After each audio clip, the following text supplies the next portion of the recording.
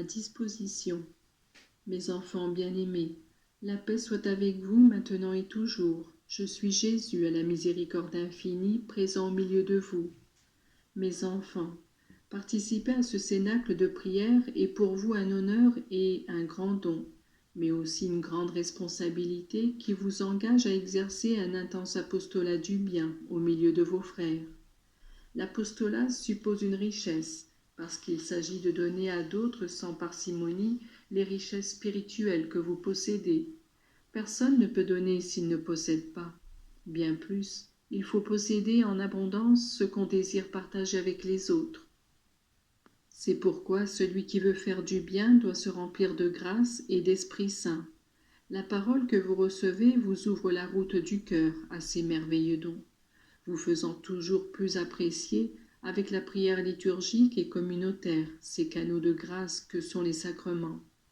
L'Esprit du Seigneur, qui est la vie de votre âme, vous montre à travers la parole l'importance de vivre cette vie intérieure, qui est la plus importante dans votre existence, et vous unit comme membre vivant à l'Église, dont vous recevez l'abondance des dons célestes et de la grâce. C'est vraiment un refleurissement, en sorte que celui qui accepte et pratique les enseignements qu'il reçoit peut vraiment dire qu'il ne vieillit pas, parce qu'il porte en lui l'auteur de la vie, source d'éternelle jeunesse.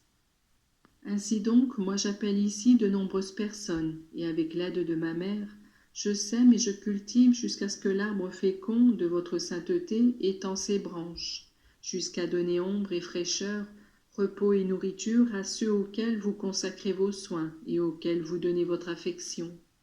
Si c'est un devoir pour tous de répandre le bien, la vérité, la paix, pour ceux qui viennent à cette école, c'est une obligation contrainte, si on ne veut pas courir le risque de perdre ce qu'on possède et d'avoir le tort de ne pas avoir fait fructifier les talents reçus.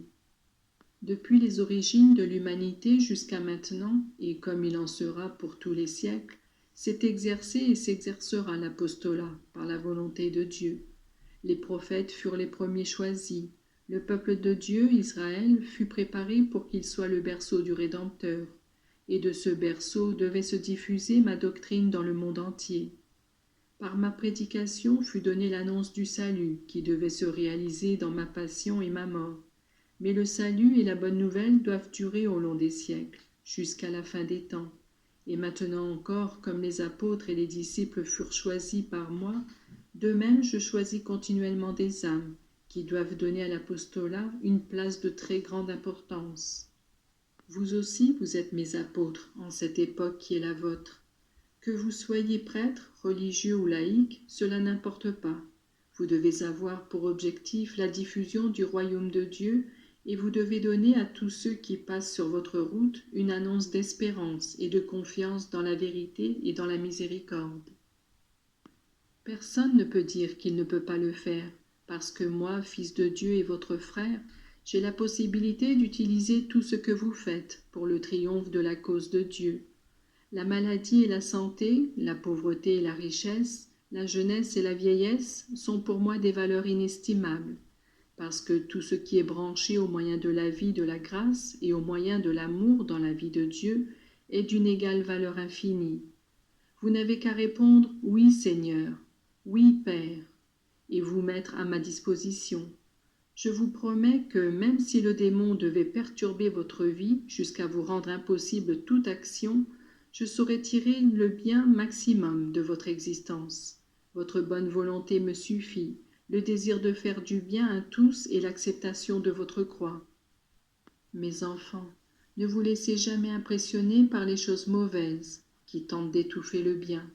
Votre apostolat, mené avec amour au moyen de la prière, du sacrifice et de l'écoute de la parole divine, est comme le feu caché sous la cendre, qui au temps opportun peut devenir flamme et peut réchauffer les cœurs et les alentours.